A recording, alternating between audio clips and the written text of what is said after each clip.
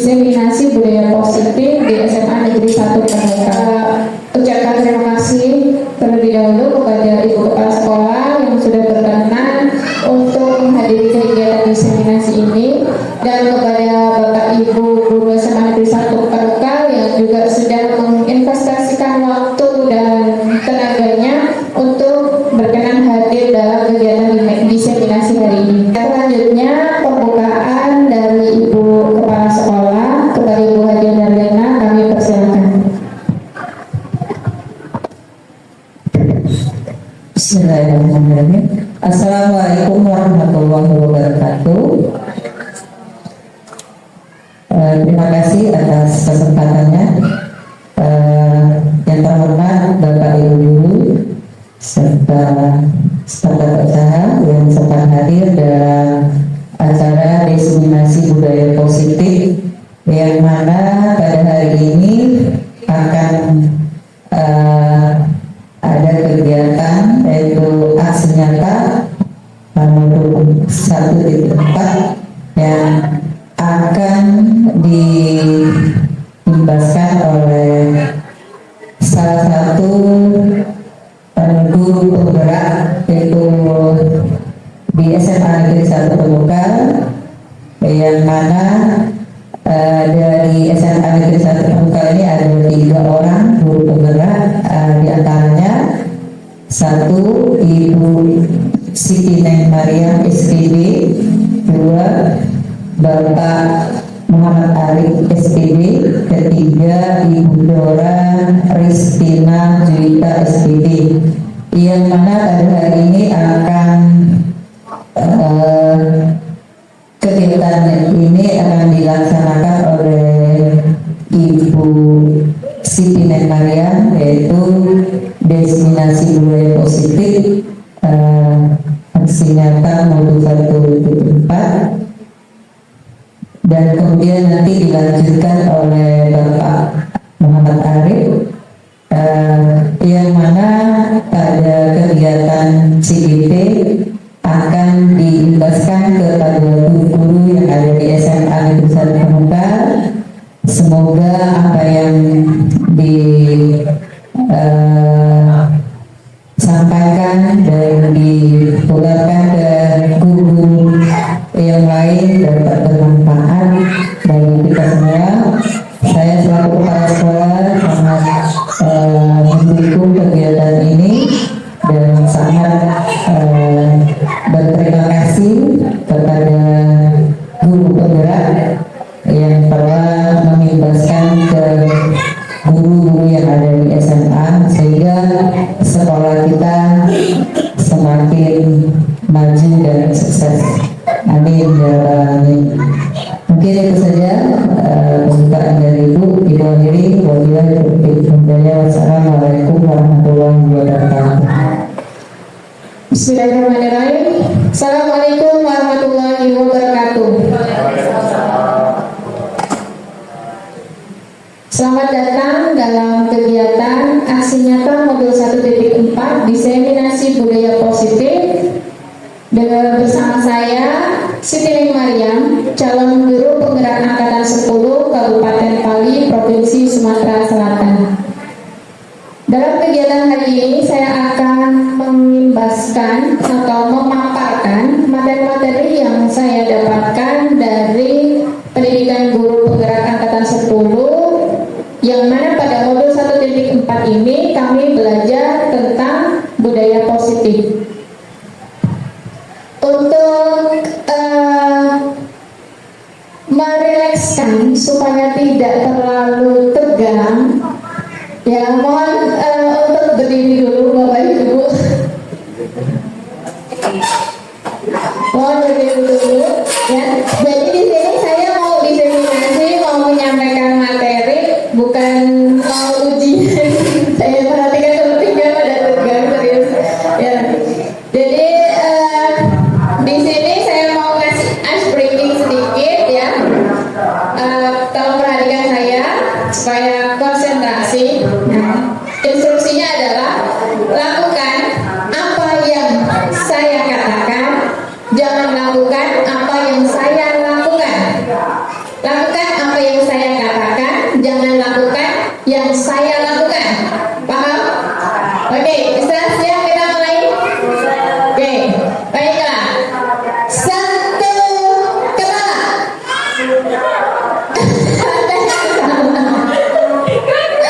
Oke, lagi. Satu, telinga. Ya. Satu, pipi. Sekarang instruksinya, oke, udah tadi. Sekarang instruksinya adalah lakukan apa yang saya lakukan, jangan lakukan yang saya katakan. Ya, lakukan apa yang saya lakukan, jangan lakukan yang saya katakan. Paham? Ya, satu, hidung. Lakukan apa yang saya lakukan, jangan lakukan apa yang saya katakan. Oke, kita mulai lagi. Satu, dagu. Oke, sekali lagi.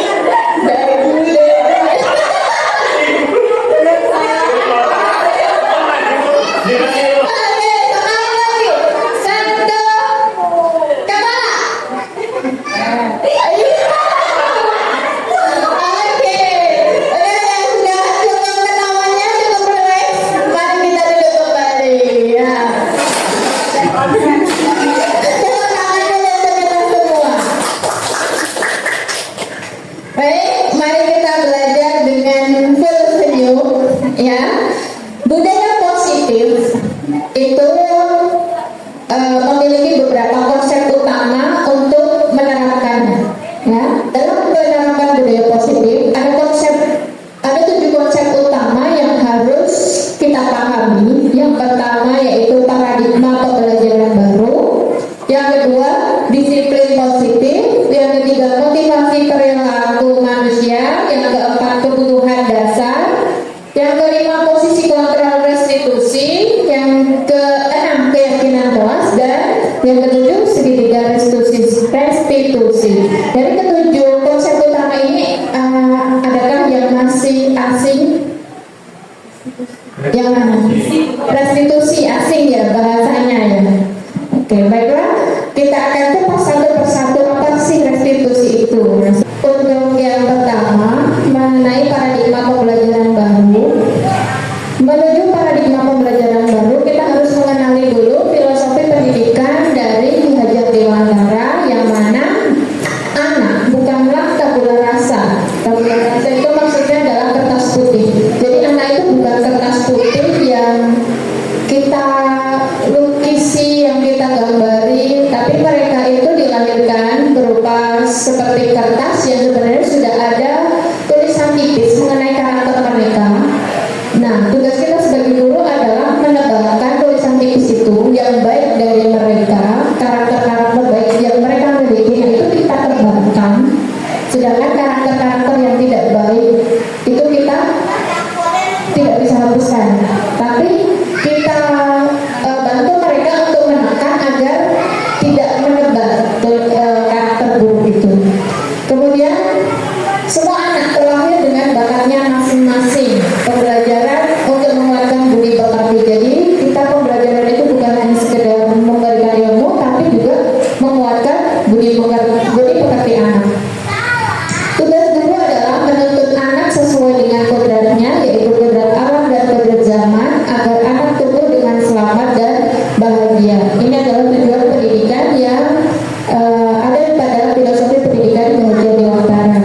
Guru ibaratkan petani dan anak ibaratkan benih yang memiliki karakter masing-masing. Jadi kita tidak bisa menuntut anak-anak kita itu, misal dia itu adalah benih padi, kita tidak bisa memaksa dia untuk tumbuh menjadi jagung.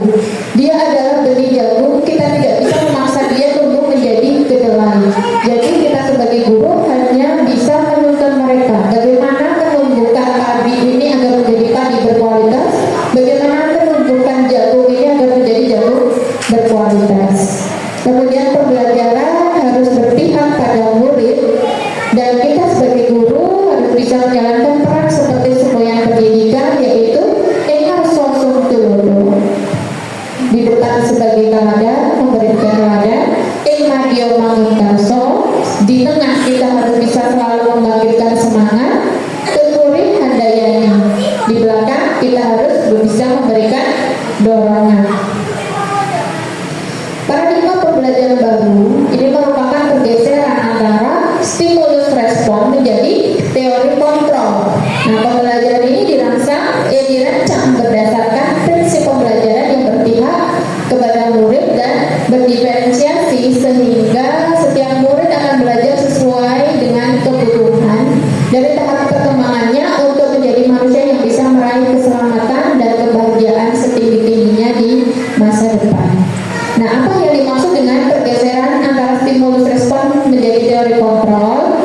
Maksudnya seperti ini. Dalam stimulus respon, kita akan mencoba mengubah orang agar berpandangan sama seperti kita. Ya, dan selama ini kita mungkin berpikir seperti itu ya. Tapi kalau kita menggeser ke teori kontrol, kita akan berusaha memahami pandangan orang lain tentang dunia. Jadi kita memahami orang lain bahwa orang lain itu memiliki pandangan yang berbeda dengan kita. Pada stimulus respon, perilaku buruk dilihat sebagai suatu kesalahan. Kalau dalam teori kontrol, semua perilaku memiliki tujuan. Pada stimulus respon, orang lain bisa mengontrol saya. Di teori kontrol, hanya Anda yang bisa mengontrol diri Anda. Jadi orang lain tidak bisa mengontrol kita. Saya bisa mengontrol orang lain. Dalam teori kontrol, Anda tidak bisa mengontrol orang lain. Dalam stimulus respon, pemaksaan ada pada saat bujukan gagal. Kalau kita gagal membujuk, maka kita akan memaksa. Tapi dalam teori kontrol, kolaborasi dan konsensus menciptakan pilihan-pilihan baru. Jadi kita diberi kesempatan untuk memilih. Nah, dalam stimulus respon, model berpikir menang kalah. Kalau di dalam teori kontrol, model berpikirnya adalah menang-menang. Jadi tidak menang kalah. Nah, ada siapa ini? Untuk konsep yang kedua adalah disiplin positif. Ya, disiplin positif merupakan cara menerapkan sikap disiplin yang bertujuan untuk menumbuhkan kesadaran serta memperdayakan anak mandiri melakukan sesuatu tanpa iming-iming, tanpa hukuman, tanpa sogokan, tanpa ancaman maupun hadiah. Jadi anak-anak ini diterapkan disiplin positif ini tujuannya adalah menciptakan lingkungan yang mendukung perkembangan positif anak, sehingga murid dapat belajar dari kesalahan dan tumbuh menjadi orang yang bertanggung jawab dan berempati. Disiplin positif juga mengajarkan murid mengenai tanggung jawab, tertib, serta rasa hormat dalam berinteraksi dengan lingkungannya.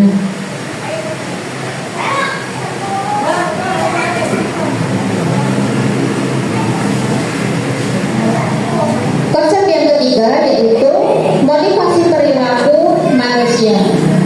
Motivasi merupakan dorongan yang timbul pada diri seseorang secara sadar atau tidak sadar untuk melakukan suatu tindakan dengan tujuan tertentu. Nah, Yannick Gosen dalam bukunya Restructuring School Discipline menyatakan ada 3 perilaku manusia. Yang pertama, untuk menghindari ketidaknyamanan atau hukuman. Jadi motivasinya adalah menghindari ketidaknyamanan dan hukuman. Yang kedua, motivasi perilaku manusia untuk mendapatkan imbalan atau penghargaan dari orang lain. Yang ketiga, untuk menjadi orang yang mereka inginkan dan menghargai diri sendiri dengan nilai-nilai yang mereka percaya. Dari ketiga motivasi ini, menurut Bapak Ibu, mana motivasi yang terbaik? Yang nomor 3 ya. Yang nomor 3 ini merupakan bentuk motivasi intrinsik ya. Intrinsik artinya motivasi itu muncul dari dalam diri sendiri ya. Kalau menghindari ketidaknyamanan dan hukuman, terus berharap dapat imbalan, nah itu adalah motivasi yang timbul karena faktor ekstrinsik. Nah, ini yang tidak kita harapkan dari anak-anak kita. Jadi motivasi perilaku manusia ini yang kita harapkan bisa tumbuh pada anak-anak kita adalah yang Yang ketiga, ya, jadi mereka melakukan suatu tindakan itu dengan motivasi dari diri mereka sendiri, bahwa mereka melakukannya karena menghargai nilai-nilai kebajikan dalam diri, ya, dilakukan secara sadar. Kira-kira sudah belum sih anak-anak kita melakukan hal ini? Sudah belum, Bu? Belum, ya. Nah, ini PR kita, bagaimana kita menumbuhkan motivasi intrinsik ini pada diri anak. Jadi jangan mereka melakukan sesuatu itu karena takut dengan kita, takut karena kita hukum, jangan karena nanti kita beri hadiah gitu. Konsep yang keempat adalah kebutuhan dasar. Jadi kebutuhan dasar manusia itu ada 5. Yang pertama adalah kebutuhan untuk bertahan hidup. Yang kedua, kebutuhan kasih sayang dan rasa diterima. Yang ketiga, kebutuhan terhadap kebebasan. Yang keempat, kebutuhan terhadap kesenangan. Dan yang kelima adalah kebutuhan penguasaan. Setiap manusia memiliki ini semua. Ya atau tidak? Ya, pasti. Itu pun juga yang terjadi pada anak-anak kita. Jadi apapun yang dilakukan oleh anak kita, baik atau buruk, itu faktornya adalah karena adanya kebutuhan dasar.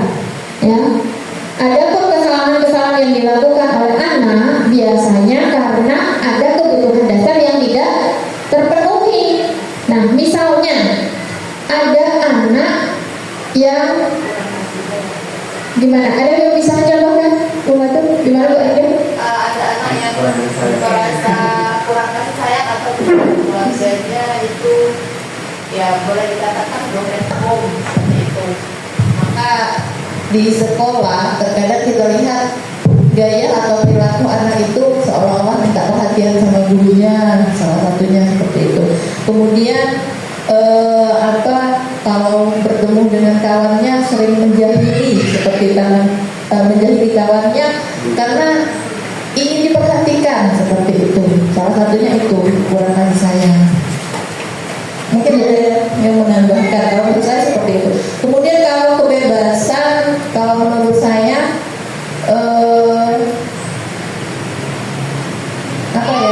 masih bisa diinikan, belum terlalu ininya. Tapi kalau kasih sayang itu kita sudah melihat sebagian dari siswa kita. Kelihatan. Iya, betul sekali apa yang disampaikan oleh Ibu Alida, bahwa sangat nyata ya di anak-anak kita bahwa mereka itu memiliki kebutuhan-kebutuhan yang tidak terpenuhi gitu. Apa yang kebutuhan dasar yang tidak terpenuhi dari rumah akan mereka bawa di sekolah. Di rumah mereka kurang kasih sayang, maka di sekolah ada saja tindakan mereka yang memang mencari perhatian guru, mencari perhatian teman-temannya, usil, jahil, ya, hanya demi untuk mendapatkan perhatian. Nah, ini adalah bentuk dari kurangnya kebutuhan kasih sayang. Lalu kebebasan, kalau kebebasan misalnya apa? Kebebasan misal anak nih disuruh di kelas, gurunya rapat, anaknya di kelas mengerjakan tugas, malah ternyata kemana? Kantin. Nah, ini kan pengen bebas, itu kebutuhan kebebasan. Itu contoh-contohnya ya. Nanti contoh detailnya mungkin akan disampaikan oleh Pak Arif. Nah, ini mengenai kebutuhan bertahan hidup, ini bersifat fisiologis. Misalnya kebutuhan akan kesehatan, kebutuhan akan rumah, kebutuhan makanan. Nah, kalau kebutuhan kasih sayang ya bisa dari perhatian teman, keluarga gitu ya. Kalau penguasaan, anak-anak seperti apa tuh penguasaan? Kebutuhan akan penguasaan. Betul. Biasanya apa yang mereka lakukan? Yang kebutuhan ini meliputi keinginan untuk dianggap berharga. Jadi merasa, melakukan bullying, ya, melakukan bullying, penindasan terhadap teman. Nah, itu adalah kebutuhan akan penguasaan. Biar dia dianggap, wow, dianggap seperti itu. Nah, kalau kebebasan yang tadi ya saya contohkan, disuruh apa malah melakukan apa, suruh duduk di kelas malah ke kantin. Lalu kebutuhan akan kesenangan. Nah, ini banyak sekali kebutuhan akan kesenangan yang sering banget anak-anak lakukan ya. Gurunya menjelaskan di depan, malah mereka ngapain? Main game ya. Disuruh buka video YouTube mengenai materi, yang dibuka malah sosial media ya. Itu adalah betul-betul dari kebutuhan kesenangan.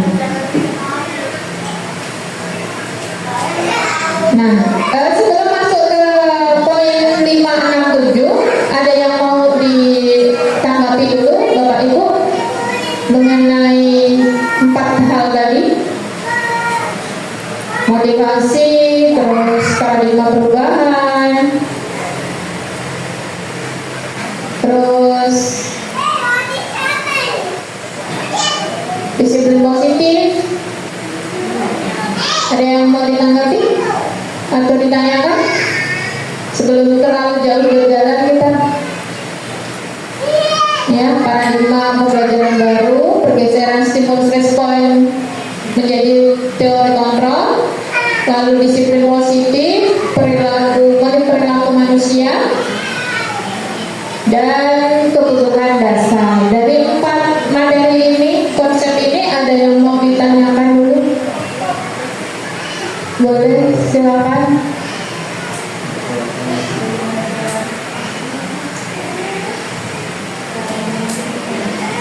Boleh memakai mic-nya.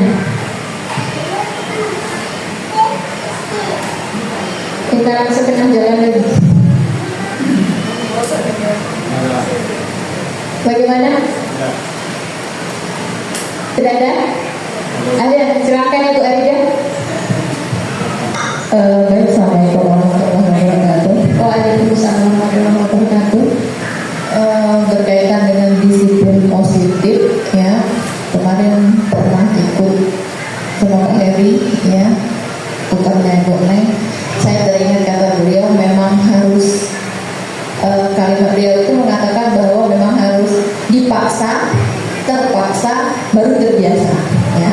Sampai sekarang masih teringat, bahkan saya mengajarkan anak saya, bagus loh kalimat ini, harus dipaksa, terpaksa, baru terbiasa ya, seperti itu. Nah, mengenai disiplin positif, saya rasa untuk anak-anak kita, ini hanya sharing ya, bukan sebuah pertanyaan. Kita memang belum sepenuhnya, walaupun sudah kita lakukan, belum sepenuhnya kita lakukan untuk masalah disiplin positif ini, karena kita terkadang menghukum anak itu tidak sesuai dengan apa yang mereka lakukan. Seperti itu, misalkan mereka terlambat, disuruh mungut sampah. Kadang anak bertanya, hubungan terlambat dengan mungut sampah itu apa sih? Kan saya terlambat. Kalau saya masuk kelas, saya ketinggalan tugas. Ya setidaknya saya disuruh mengerjakan tugas, Bu, diselesaikan, seperti itu. Kadang seperti itu. Memang ada anak-anak yang terkadang kan kita tuh kritis ya, seperti itu, menganggap apa yang kita berikan tidak sesuai dengan apa yang mereka lakukan. Nah, kira-kira untuk menanggapi atau hal-hal seperti ini nih, disiplin positif ini memang perlu kita lakukan seperti itu. Ya, lebih lagi kerjasama yang jelas, bukan hanya guru piket, kemudian guru wali kelas atau guru makul yang ada di kelas ketika anak terlambat, seperti itu. Mungkin hanya itu saja sih, cuma diskusi mengenai disiplin positif ini, bagaimana cara kita untuk memberikan hukuman ke anak itu lebih mengarah ke positifnya, bukan negatifnya, seperti itu. Yang mengenai kalau dihukum anak-anak ini, oh iya benar, ada kesadaran dalam diri, aku ini memang terlambat, benar nih hukumannya seperti ini, ya saya terima, seperti itu. Kira-kira begitu. Oke, terima kasih Bu Arida, bagus sekali apa yang disampaikan Ibu Arida. Ini sebenarnya apa yang didiskusikan Ibu Arida disampaikan dan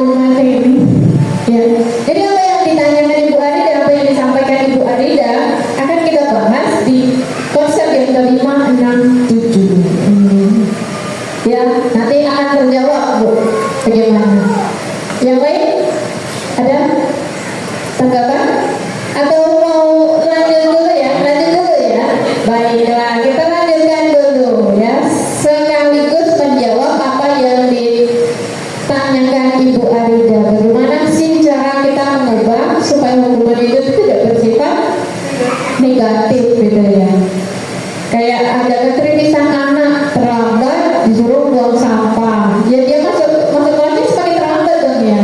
Nah, dan tidak berkaitan seperti apa. Baiklah, untuk jauh itu kita masuk ke tahap yang kelima, yaitu posisi kontrol restitusi. Ya, kita sebagai guru di sekolah biasanya memiliki 5 posisi kontrol ini. Nah, mari kita simak posisi yang manakah diri kita. Yang pertama, guru sebagai penghukum. Yang kedua, guru sebagai pembuat merasa bersalah. Yang ketiga, guru sebagai teman. Yang keempat, guru sebagai pemantau. Dan yang kelima, guru sebagai manajer. Nah, seperti apa sih masing-masing ini? Kita lihat di tabel di depan, kelihatan atau tidak? Ya, kecil nggak apa-apa ya, sambil saya bacakan ya. Jadi dalam restitusi posisi kontrol ini ya, ini dibagi menjadi 3 identitas. Ya. Identitas gagal atau kontrol dari luar, ada identitas berhasil kontrol dari luar juga, identitas berhasil kontrol dari diri. Nah, maksudnya kontrol dari luar ini adalah dari motivasi dari luar siswa. Kalau kontrol diri untuk identitas berhasil ini adalah dari dalam diri siswa sendiri. Ini yang berkaitan dengan motivasi yang keberapa tadi? Motivasi yang ketiga ya. Jadi saling berkaitan. Untuk identitas gagal kontrol dari luar karena motivasi menghindari hukuman, ini yang menyebabkan terjadi adalah karena posisi kontrol guru sebagai penghukum dan membuat merasa bersalah. Nah, seperti apa sih posisi kontrol penghukum? Nah, ini biasanya ditunjukkan dengan perbuatan guru yang menghardik, menunjuk-nunjuk, menyakiti, menyindir. Nah, itu adalah posisi sebagai penghukum. Terus biasanya guru itu suka berkata, kalau kamu tidak melakukannya, awas ya, penuh dengan ancaman. Rasakan, syukurin gitu. Nah, ini bukan hanya sebagai guru ya, mungkin bisa dijadikan pelajaran sebagai orang tua juga. Itu kayak ada parenting di sini ya. Lalu hasilnya apa? Hasilnya anak akan memberontak, menyalahkan orang lain, dan akan berbohong karena dia menghindari hukuman. Nah, kaitan dengan dunia berkualitas, murid akan meletakkan guru di luar dunia berkualitas. Murid akan berkata, biarkan saja, nanti juga marah-marah lagi. Ada nggak murid kayak gitu? Iya. Jadi gurunya marah-marah, ya udah, bodo amat ya, nggak peduli, nanti juga ada marah-marah lagi, masih nak marah tuh lah, gitu kan. Dampak pada murid akan mengulangi kesalahan. Ini jika kita berada di posisi penghukum. Lalu jika kita berada di posisi pembuat orang merasa bersalah, biasanya guru akan berceramah, mengatakan seharusnya tuh kamu gini, seharusnya kamu begitu. Nah, bapak kecewa. Terus guru juga berkata,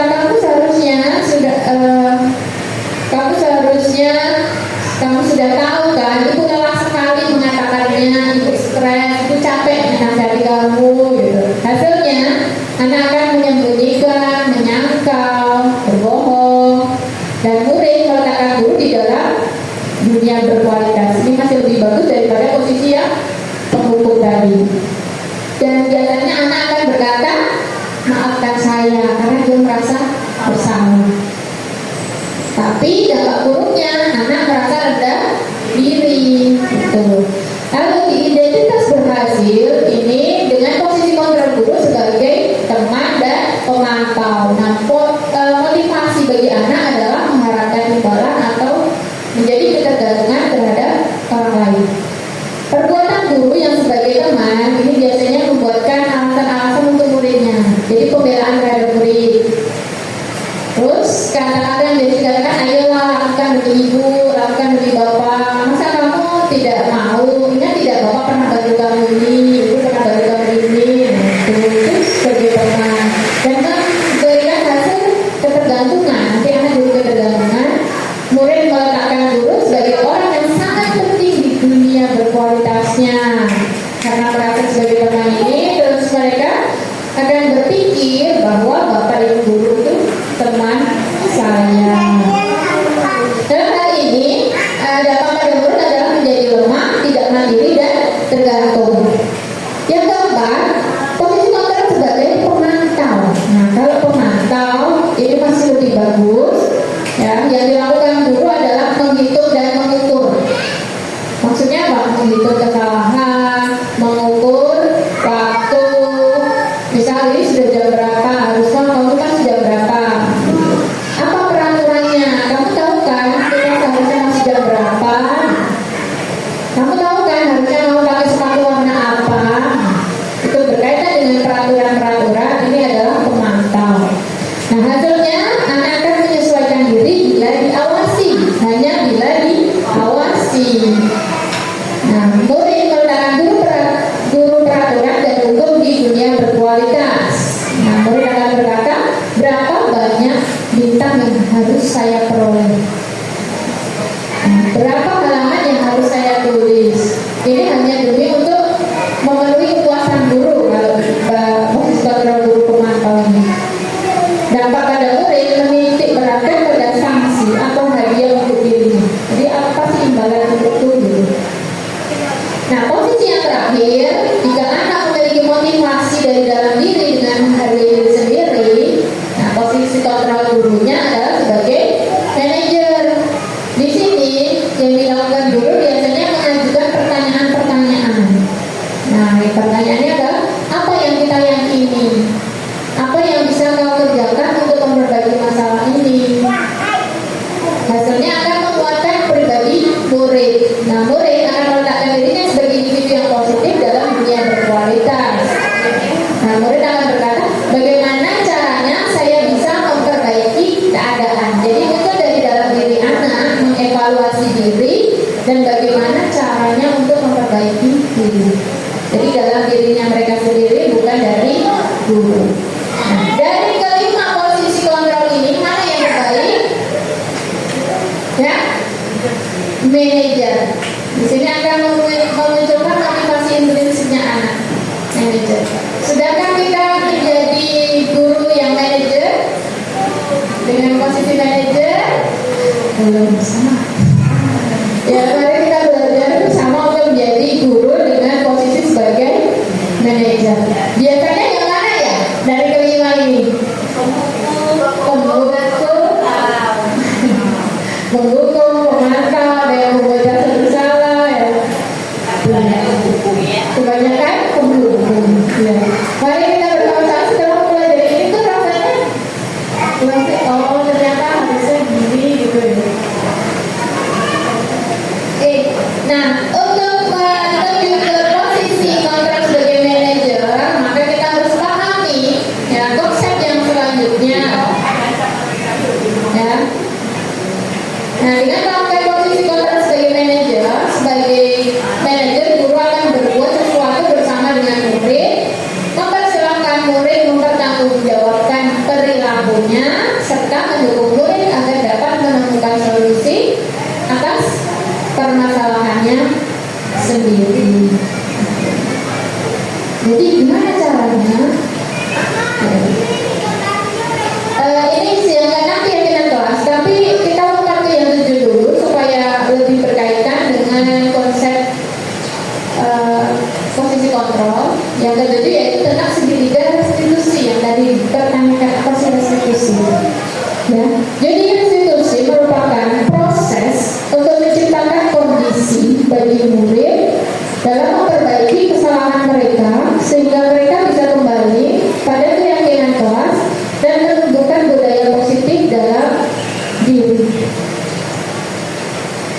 Jadi proses ini ketika anak-anak melakukan kesalahan, bukan kita menghakimi dan memberi hukuman, tapi kita ajak mereka untuk berbicara, menyadari kesalahannya apa, menanyakan alasan apa. Kalau alasan ini berkaitan dengan kebutuhan, anak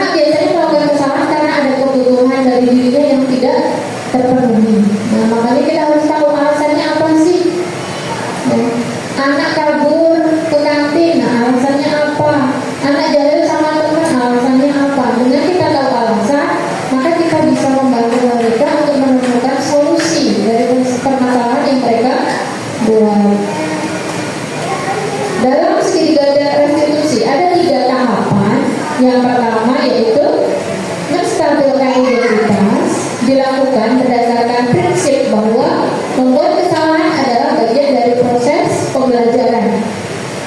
Jadi boleh nggak berbuat salah? Boleh nggak? Boleh, wajar jika orang berbuat salah, ya. Itu adalah proses dari pembelajaran yang nantinya akan menggeser identitas gagal ke arah identitas sukses, ya. Dengan kita salah, maka kita akan belajar bagaimana cara memperbaiki.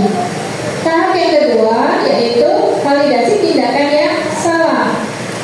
Dilakukan berdasarkan prinsip bahwa setiap perilaku berupaya memenuhi suatu kebutuhan tertentu. Nah, di tahap ini tadi yang menanyakan alasannya, sehingga guru atau orang tua akan bergeser dari pemikiran stimulus respon menjadi proaktif serta lebih mengenali dan mengakui kebutuhan murid atau anak. Di sini kan kita tanyakan alasan, jadi kita tahu kebutuhan apa sih yang sebenarnya ingin dipenuhi si anak.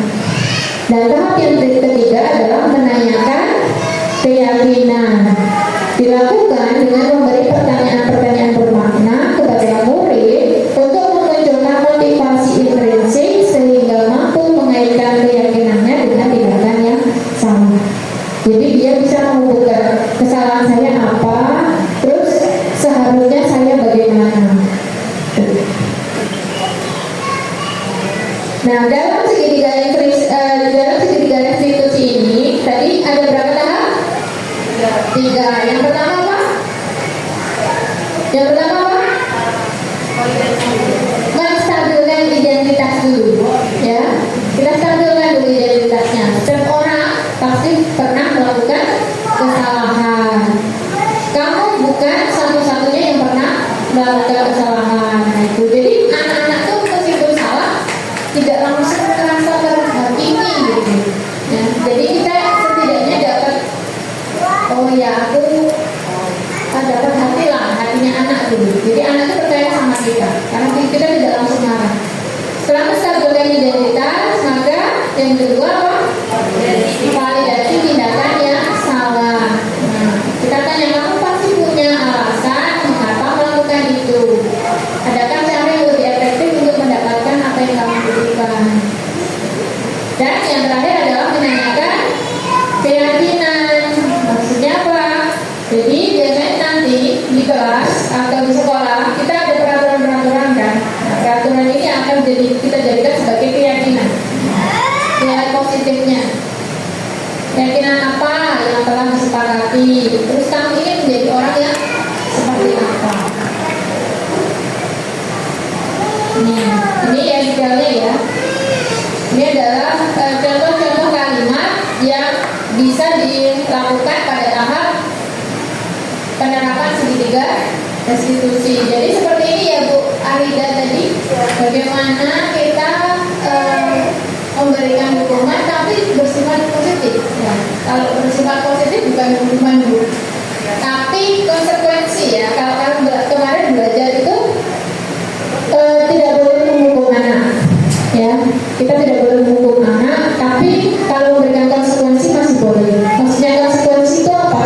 Konsekuensi jika memang anak datang terlambat, ya, dia ketinggalan pelajaran, maka dia harus membayar itu, misal terlambat 10 menit, maka dia tidak boleh meninggalkan kelas 10 menit. Misal temannya udah istirahat tuh, harusnya dia istirahat, karena dia terlambat, maka jam istirahatnya dipotong. Nah, untuk menebus keterlambatan dia itu.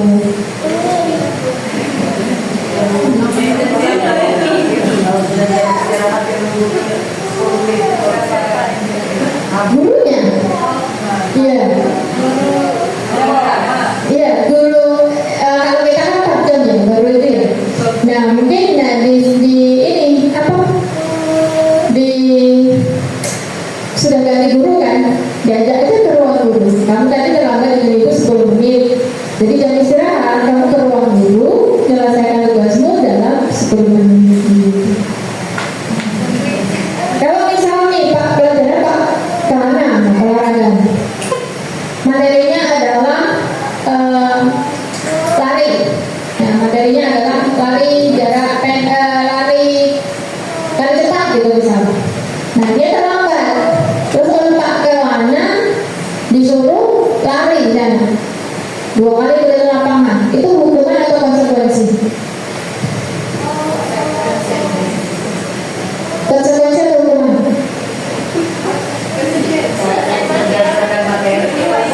Iya betul, karena materinya adalah lari. Nah kalau dia terlambat terus disuruh lari, berarti itu adalah bentuk konsekuensi, ya.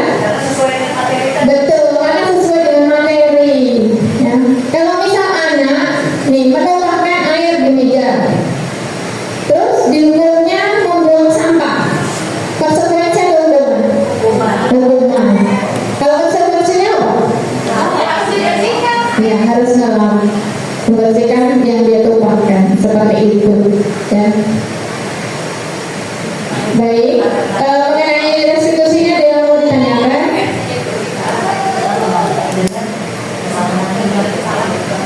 Ya, konsekuensi itu adalah melakukan tindakan sesuai dengan kesalahan yang dia lakukan. Kalau kemarin kami yang dapat contoh ada orang bertengkar, ya, anak bertengkar, terus kancingnya lepas. Nah, terus apa yang dilakukan gurunya? Apakah berantem tuh anak tuh? Nah, yang dilakukan guru adalah menyuruh si anak yang menjahit baju temannya yang sudah dilepaskan. Nah, itu adalah bentuk restitusi.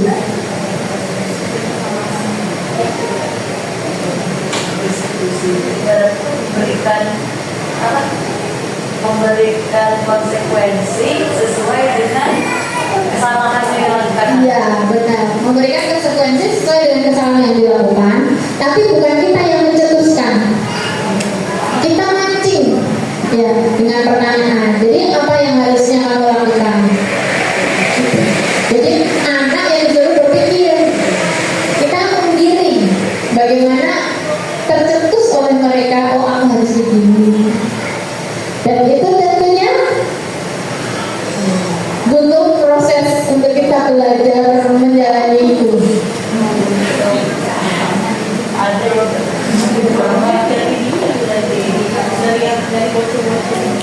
Iya. Ya itu ini anggap saja sebagai pelajaran parenting, ya. Karena kalau sudah terlatih dari rumah, itu akan mudah ketika di sekolah.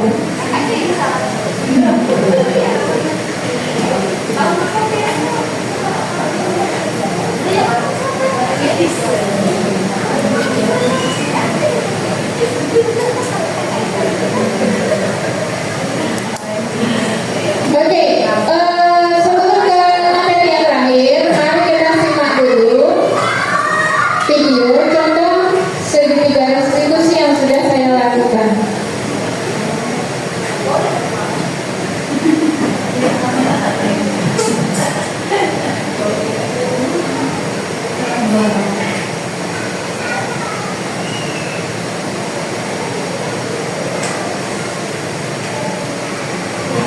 Jadi kami sudah melakukan skenario segitiga restitusi.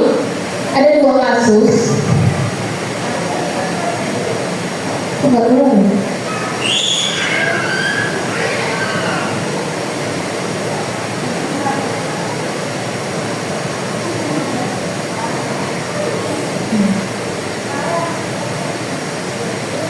Yang pertama adalah kasus saat istirahat, Reno diketahui oleh temannya sedang merokok di belakang kantin sekolah. Kemudian dilaporkan kepada guru. Sebagai guru yang dapat laporan, Ibu Maria harus menyelesaikan masalah tersebut dengan baik menggunakan tahapan segitiga restitusi.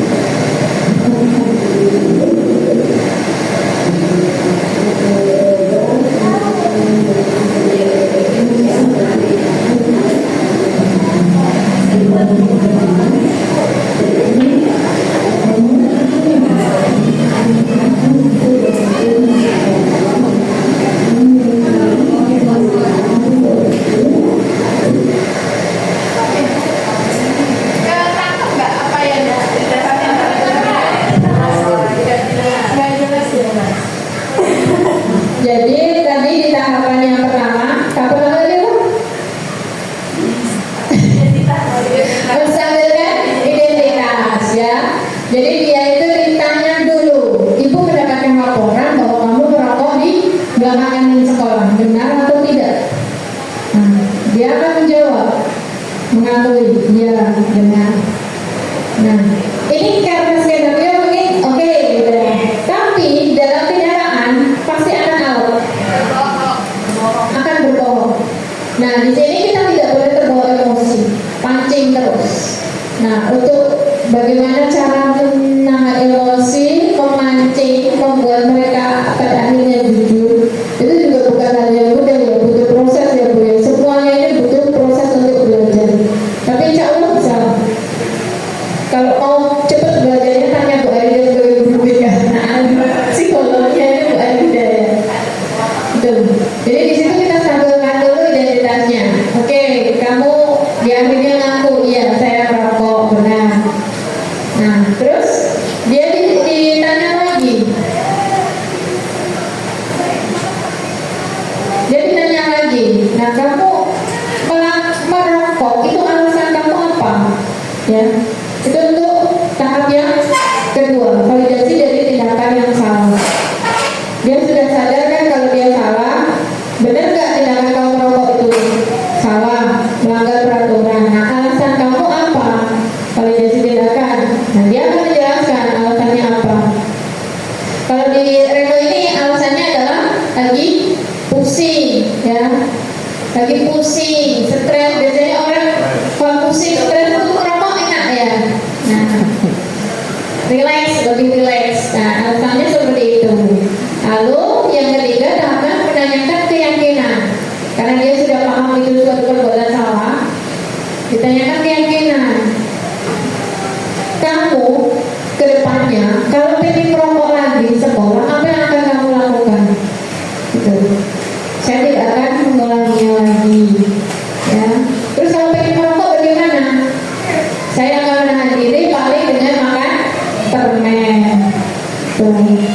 Itu adalah menanyakan keyakinan. Nah, di situ tugas kita jangan dulu ngejudge apa, paling juga katakan lama, gitu. Pokoknya diyakinkan, kita juga harus yakin bahwa dia bisa untuk mengatasi permasalahan itu. Nah, kalau nanti ke depannya dalam lagi bagaimana? Restitusi lagi. Nah, bagaimana? Pokoknya usaha kita adalah bagaimana menemukan kesadaran anak dari dalam diri mereka. Dari sini ada yang mau ditanyakan, ditanggapi?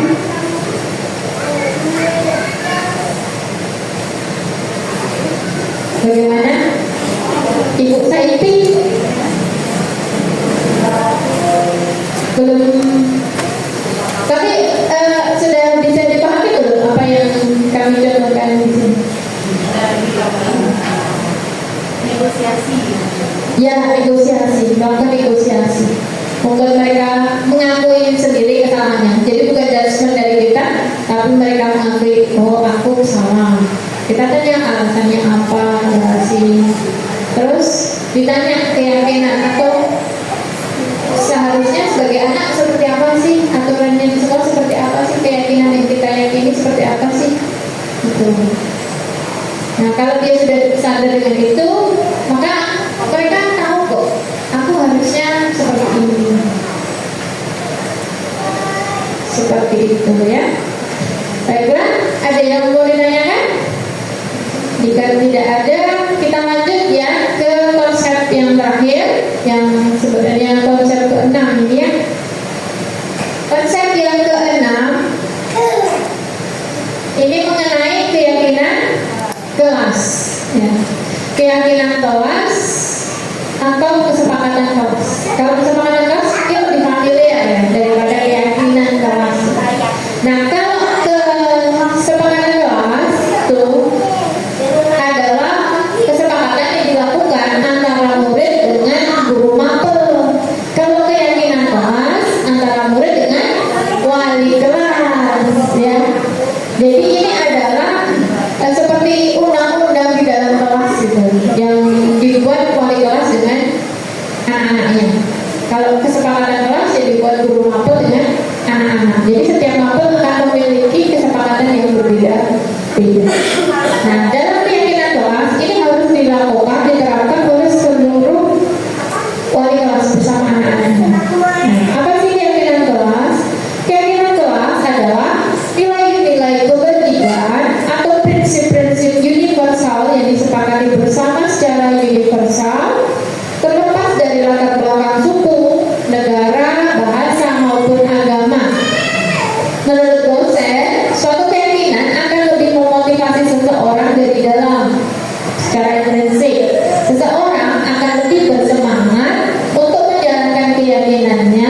daripada hanya sekedar mengikuti serangkaian peraturan. Jadi memang melakukan kedisiplinan itu karena memang dia yakini nilai kebenarannya, bukan hanya sekedar mengikuti peraturan. Nah, dalam keyakinan kelas, guru berperan sebagai fasilitator dalam mewujudkan terbentuknya keyakinan kelas melalui curah pendapat yang kemudian disepakati antara guru dan murid. Jadi guru di sini akan membuka diskusi dengan anak-anak. Nah, apa saja sih yang akan kita sepakati? Nah, kita mau membuat kelas kita itu semenyenangkan mungkin, seamat senyaman mungkin. Yang mau kita sepakati itu apa? Nah, poin-poinnya apa? Setiap anak itu harus memberikan pendapatnya. Kemudian keyakinan kelas ini akan berupa pernyataan-pernyataan universal yang mudah diingat dan dipahami serta dapat diterapkan di lingkungan sekolah. Maksudnya pernyataan yang bersifat universal, nilai-nilai kebajikan bersifat universal itu adalah nilai yang diyakini oleh setiap orang. Jadi tidak pandang suku, budaya, agama, bahasa, semua meyakini bahwa kejujuran itu lebih baik dari kebohongan, ya kan? Ya, sopan, apa lagi? Tanggung jawab, terus sopan, tanggung jawab, jujur, disiplin, tepat waktu, kayak gitu kan adalah nilai-nilai yang semua orang, nilai-nilai positif yang semua orang ini kan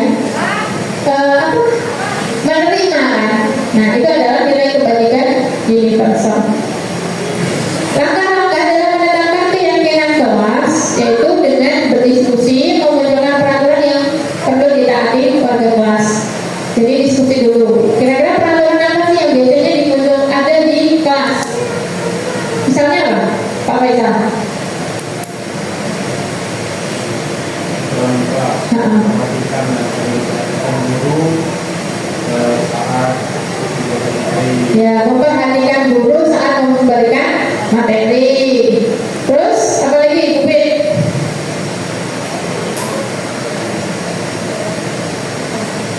Tidak menggunakan HP, tidak diperlukan. Nah, tidak boleh menggunakan HP jika tidak diperlukan. Oke.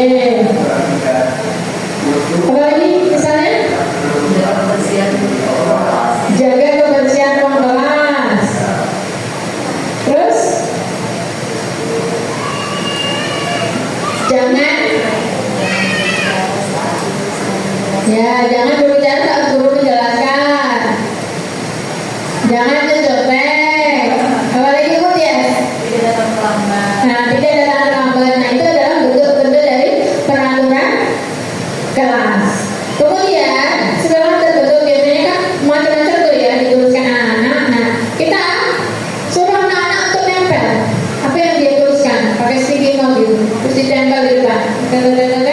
Nah, di situ diulas oleh guru. Mana sih? Karena ada yang sama ya. Nah, kita pilih di kelompok-kelompokkan. Nah, terus dari kalimat-kalimat yang kesannya negatif, misal jangan mencontek, jangan makan di kelas, jangan ribut. Nah, itu diubah menjadi kalimat-kalimat yang positif ya. Misal mengerjakan kerjakan ulangan dengan jujur. Terus apa? Membuang sampah. Membuang tempat sampah, membuang sampah pada tempatnya. Membuang sampah pada tempatnya. Memperhatikan guru yang menjelaskan. Gitu. Jadi semua yang kalimat kalau ada kalimat negatif dibuat ke positif. Lalu mengidentifikasi nilai kebajikan dari setiap peraturan.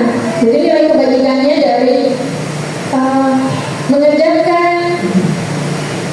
mengerjakan soal secara mandiri. Nah, itu nilai kebajikannya apa?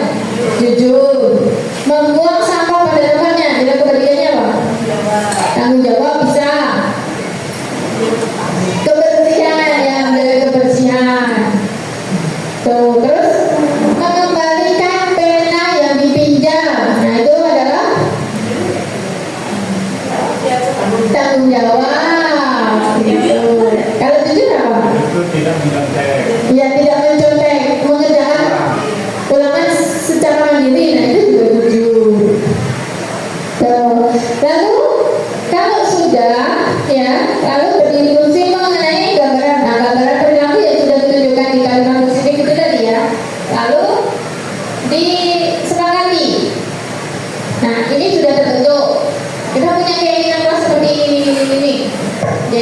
kita sebagai warga kelas itu apa?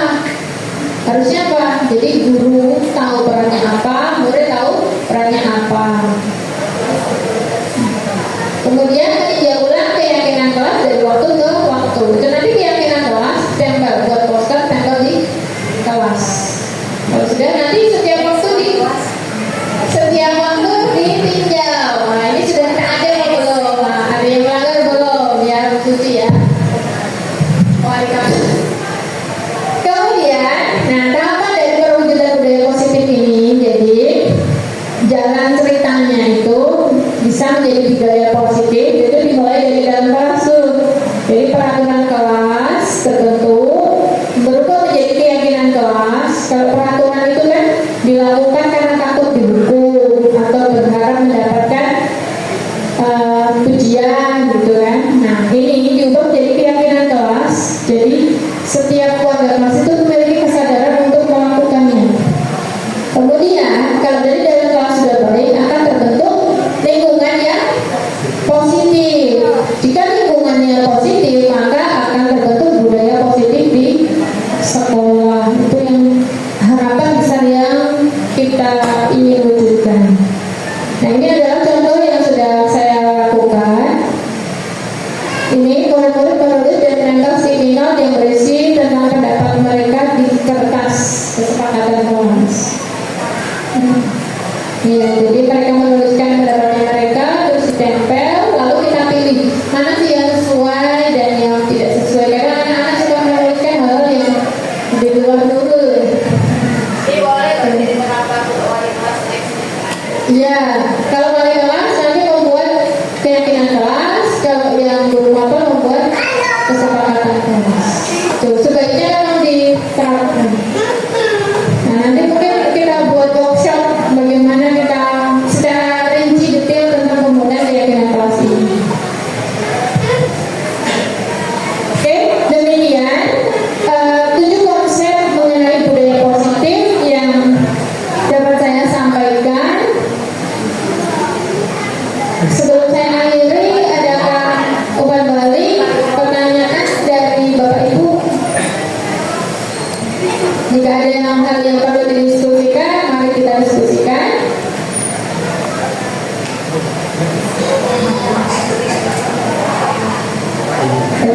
Oh ya, Pak Faisal, silakan Pak. Baik, terima kasih. Bismillahirrahmanirrahim. Assalamualaikum warahmatullahi wabarakatuh. Waalaikumsalam warahmatullahi wabarakatuh. Ya, kami sebagai guru mendukung sekaligus berterima kasih. Ini sebuah kegiatan yang bagus, kegiatan yang menarik bagi guru, terutama untuk membuat lingkungan atau budaya positif apa saja yang penting positif di sekolah kita terima. Maka kami mengapresiasi sebagai guru terutama pribadi. Kegiatan ini mestinya harus banyak tidak masalah. Ada ide-ide yang lain pun tidak masalah. Ya, karena Pak, kita tuh butuh zaman sekarang ini butuh hal yang baru yang bisa lebih tenang ke siswa, gitu kan? Bagaimana lingkungan dan perilaku yang dilakukannya nanti di kelas, di lingkungan sekolah, di kantin, di mana di perpustakaan atau di lingkungan sekolah dia berada. Jadi ini sangat penting. Kami pun mengapresiasi sangat tinggi, ya. Nah, kemudian ini ada mungkin baru, sebenarnya mungkin juga tidak baru kesepakatan kelas atau keyakinan kelas. Dulu sebetulnya peraturan kelas mungkin dulu, tapi di sekolah kita ini kan kurang berkembang. Nah, sekarang kayaknya digalakkan lagi melalui namanya mungkin ya jadi kesepakatan kelas, meskipun kesepakatan kelas tadi dengan Islam pun lahir dari peraturan kelas juga. Oke, nah ini kita itu setiap guru berarti harus membuat kesepakatan kelas atau hanya wali kelas atau memang sudah ada dari peraturan sekolah. Nah dulu itu hanya menonton barangkali nih memahami peraturan kelas harus diikuti, tidak dengan cara-cara seperti ini.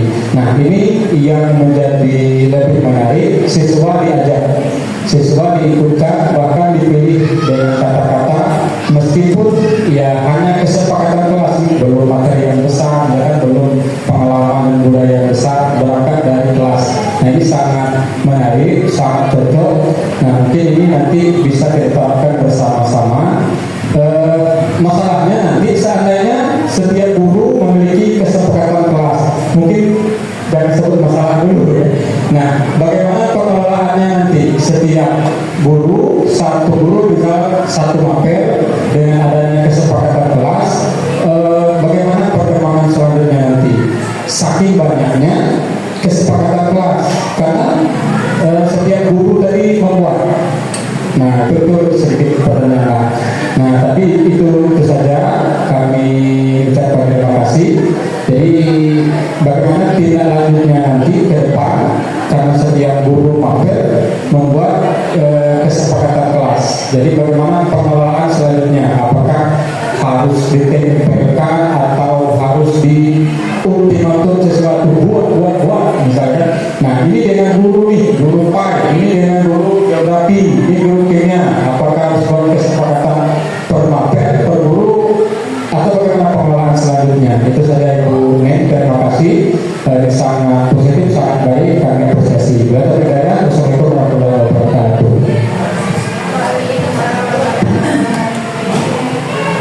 Terima kasih Pak Faisal, pertanyaan yang sangat bagus.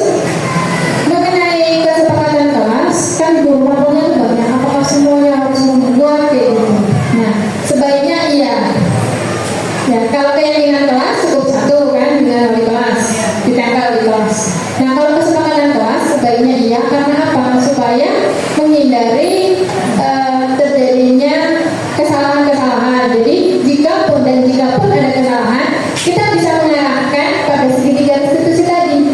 Kan kita sudah punya kesepakatan seperti ini. Nah, yang kamu lakukan sesuai nggak dengan kesepakatan yang kita buat? Jadi akan menyadari bahwa itu tidak sesuai. Terus jika tidak sesuai, apa yang akan kamu lakukan? Nah, jadi ke situ. Lalu apakah akan ditempel-tempel? Nggak masalah jika ditempel. Tempel-tempel aja di kelas. Nah, gitu. Ya. Jadi guru spontan tuh ada kelas apa tuh? Dua tempel.